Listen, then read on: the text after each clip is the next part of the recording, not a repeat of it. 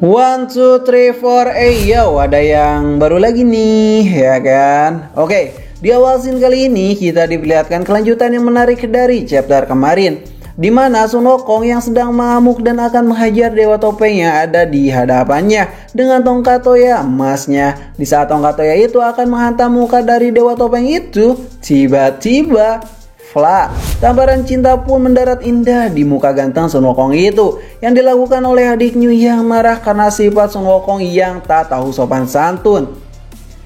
"Hei adiknya, apa yang kau lakukan?" Adiknya berkata, "Seharusnya aku yang berkata seperti itu padamu, sang Raja Kera. Jika kau membunuh Dewa Topeng ini, maka bagaimana dengan dunia ini? Pikirkanlah konsekuensinya.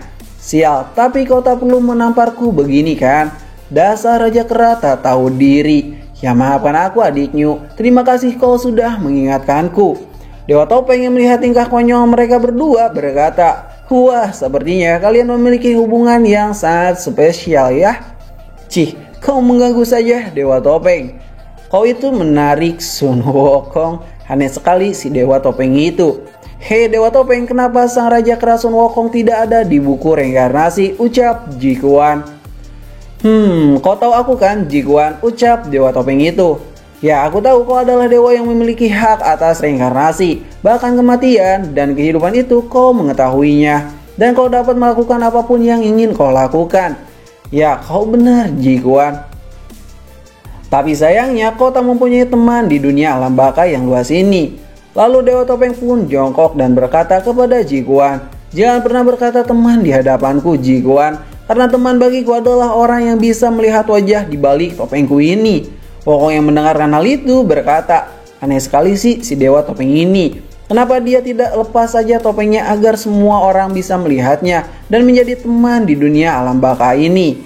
Apa kau bilang, lepaskan topengku? Kau sungguh sangat tidak sopan berkata seperti itu di hadapan sang dewa sepertiku, sang Raja Kera." "Hei Raja Kera, sepertinya dia tersinggung kembali oleh perkataan barbarmu itu," ucap Jikuan.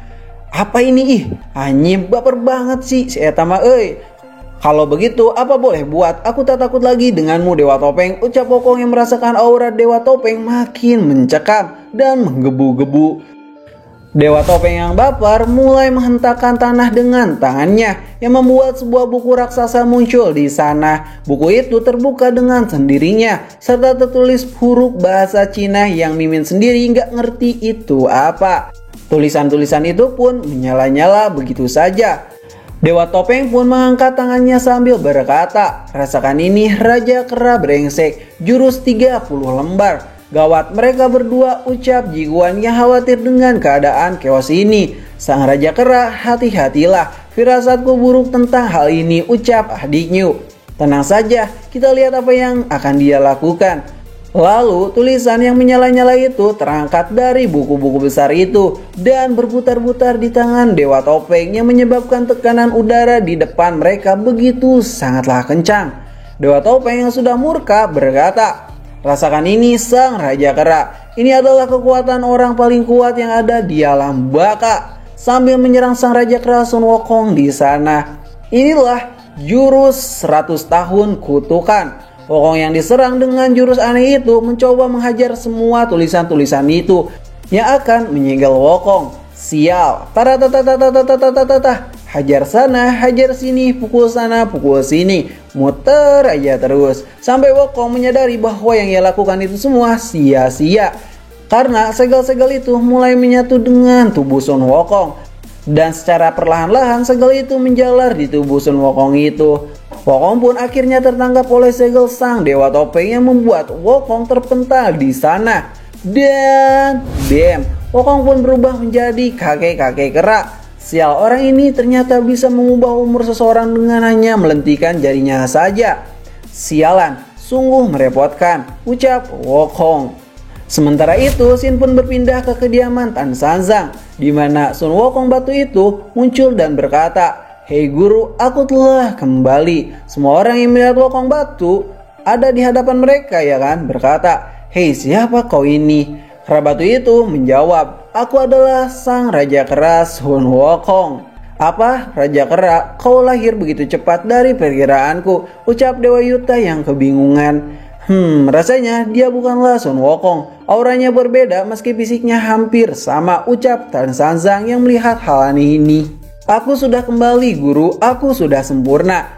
Si siluman tengkorak yang bingung akan hal itu berkata, bagaimana kau bisa menjadi Sun Wukong? Sementara itu, di saat yang bersamaan, Dewa Yuta mencatat kembali hal yang langka ini.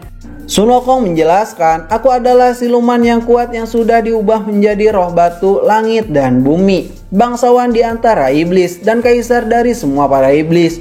Itulah aku, sang Raja Kera, Sun Wukong. Ini aneh, bukankah? Menurut Dewa Rulai dan buku catatan tentang Sutarman tadi mengatakan, Wukong bisa bangkit kembali jika batu ini dibawa ke alam baka dan disatukan dengan jiwa Sun Wukong yang ada di alam baka itu. Sepertinya kera batu ini bukanlah Sun Wukong asli, ucap Tan Sanzang. Hei guru, aku bisa melakukan hal yang sama dengan Wukong loh, ucap kera batu itu dengan senyuman jahatnya sambil mengeluarkan jurus Kage Bunshin no Jutsu alias jurus 1000 bayangan. Kera batu itu pun berhasil melakukannya persis apa yang Wukong pernah lakukan. Semua orang yang melihat itu kaget dibuatnya, tapi berbeda halnya dengan guru Tan Sanzang. Ia berkata, aku tahu setiap orang memiliki ciri khasnya masing-masing. Jadi mau mirip seperti apapun, dia tidak mungkin sama dengan sang Raja Kera Sun Wukong. Hah? Apa maksudmu guru? Ya, sudah jelaskan. Kau bukanlah sang Raja Kera Sun Wukong dan kau bukanlah muridku, ucap Tan Sanzang. Kera batu kecil yang tak terima akan hal itu langsung meloncat dan menggenggam baju Tan Sanzang dengan sangat kuatnya. Ia berkata, Anyim, apa maksudmu ini, hah? Kau budak ya kera batu. Kau itu bukanlah Sun Wukong dan kau bukanlah dia. Bacot guru botak. Apa kau berniat membunuhku, kera batu? Tidak, ucap kera batu sambil melepaskan guru Tan Sanzang di sana. Membunuh ya. Menarik. Kalau begitu aku akan pergi ke alam baka dan akan membunuh sang Raja Kera yang kau maksud itu sambil cabut dari tempat itu. Lalu Sin pun berpindah ke atas langit, di mana Dewa Rulai, Dewa Guan Yin, dan kura-kura kuno masih menggibah santuy tentang dewa terkuat di alam semesta. Mereka masih stay on terus di puncak surga. Kura-kura kuno menjelaskan jika Yiling adalah nama asli dari Dewa Roh Bumi. Dulu Dewa Surga dan Dewa Agung mereka semua hidup di langit. Semua itu terjadi sekitar miliaran tahun yang lalu sebelum zaman kuno. Bahkan pada saat itu kitab suci dan 3 dewa kuno masih belum dilahirkan. Pada saat itu Dewa Agunglah yang sudah terlahir terlebih dahulu dan dia adalah dewa yang penuh dengan kebijaksanaan. Para dewa lahir pada umumnya dari api abadi. Berbeda halnya dengan Dewa Agung ini, ia lahir dari ketiadaan menjadi keberadaan. Sedangkan roh darah iblis terlahir dari udara yang menjadikan dia seorang iblis. Dia bisa berubah namun dibutuhkan bantuan kekuatan 9 surga. Kekuatan 9 surga itu adalah angin, guntur, hujan, listrik, awan, kabut, es, dan salju. Itulah kekuatan Yiling. Semua bersatu dari kekuatan 9 surga. Hei kura-kura kuno, apakah para dewa kuno pernah melihat para dewa agung itu, ucap Dewa Guan Yin.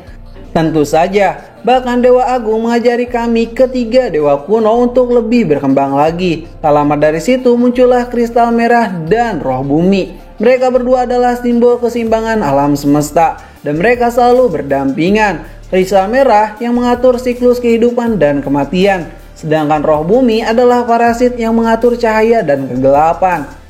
Serta dari sinilah konflik itu terjadi antara Dewa Agung dan muridnya Yingli.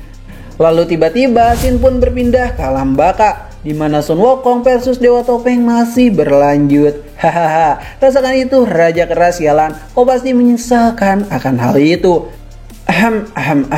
Benarkah? Apa sih? Ucap Dewa Topeng yang tiba-tiba sok di sana. Alah, bagaimana bisa Raja Kera itu masih sehat walafiat begitu saja? Hahaha, kau pasti bingung kan? Kalau begitu lihatlah ini, Kage Bunshin no Jutsu, ucap Sun Wukong yang tiba-tiba menjadi banyak di sana. Dewa Topeng yang masih tak percaya akan hal itu mencoba melihat si kakek-kakek kera tua itu, yang ternyata, ya kan, yang terkena segel tua itu adalah bayangan Wukong. Lalu Dewa Topeng yang menyadari akan hal itu langsung kembali melihat ke arah Sun Wukong yang satunya lagi yang penuh dengan ribuan Wukong. Wokong yang tak mau pamer akan kekuatan gilanya itu mulai kembali menjadi satu, yang menyuruh para bayangan itu pun bersatu dan kembali ke tubuh Sun Wukong. Wow, Wukong kembali menggunakan trik yang sama dengan cara yang berbeda di saat baku hantam dengan orang-orang yang sombong di hadapannya. Raja Asura Rau, Raja Awal Surga, dan sekarang Dewa Topeng, sang leluhur kuno alam baka. Anyim, memang ya Sun Wukong ini. Wukong yang mulai percaya diri berkata, apakah kau terkejut dengan kekuatan sang raja kera ini, ha? Padahal ini semua hanya sedikit saja dari kekuatan yang aku punya sekarang. Lalu Wukong pun turun begitu saja. Adiknya yang panik mulai mendatangi Wukong. Hei sayang, apakah kau baik-baik saja? Haha, tenang saja adiknya, aku baik-baik saja kok. Aku yakin kau kaget kan jika aku benar-benar jadi tua, iya kan? Adiknya yang mendengarkan hal itu hanya diam-diam saja. Haha, kalian benar-benar aneh sekali. Adiknya yang kesal kepada Dewa Topeng mulai mengamuk dan menyerangnya dengan wujud Raja Kerbau itu. Ia meloncat dan menghantamkan Trisula kesayangannya itu. Akan tetapi di saat Trisulanya akan mengenai Dewa Topeng, tiba-tiba Dewa Topeng pun berubah ke wujud asap dan dengan cepat sudah menempel di belakang adiknya. Adiknya yang kesal mencoba melepaskan si Dewa Topeng itu, namun adiknya gagal. Wukong yang kesal dengan semacam parasit itu mulai memukul Dewa Topeng itu dengan tongkat toya emasnya. Dewa Topeng yang tahu kekuatan tongkat toya emas Sun Wukong mulai melepaskan diri dari adiknya dan terbang menjauh dari mereka berdua. Wukong dan adiknya yang tersulut emosinya terus mengejarnya. Dewa Topeng pun mulai menghantamkan lagi telapak tangannya itu guna untuk menghentikan pergerakan dari dua orang barbar itu. Jurus Segel Reinkarnasi halaman 19. Buku-buku raksasa pun muncul begitu saja. Pergerakan adiknya terhentikan yang tiba-tiba seret. Tangan adiknya terkena semburan cairan hijau yang membuat tangan adiknya kesakitan dan terkena parasit dari Dewa Topeng itu. Jikuan yang kesal akan hal itu langsung menghajar parasit dan terlepas begitu saja dari tubuh adiknya. Hei Jikuan, kenapa kau berani-beraninya ikut campur dalam urusanku? Maaf, tapi Raja Kera pernah menyelamatkan dunia ini dari Dewa Yuan Yin Tianzu dan menegakkan keadilan. Jadi, aku tak akan membiarkan sesuatu terjadi pada dirinya. Di saat situasi sedang menegangkan ini, tiba-tiba Sun Wukong bertanya kepada adiknya, hei adiknya, bagaimana kau bisa mati? Ucap Sun Wukong yang melihat buku reinkarnasi itu. Dan chapter kali ini pun berakhir di sini. Terima kasih sudah nonton channel ini. Like aja jika kalian suka, dislike aja jika kalian tidak suka. Kami ceritain pamit dan sampai jumpa di next video. Bye bye.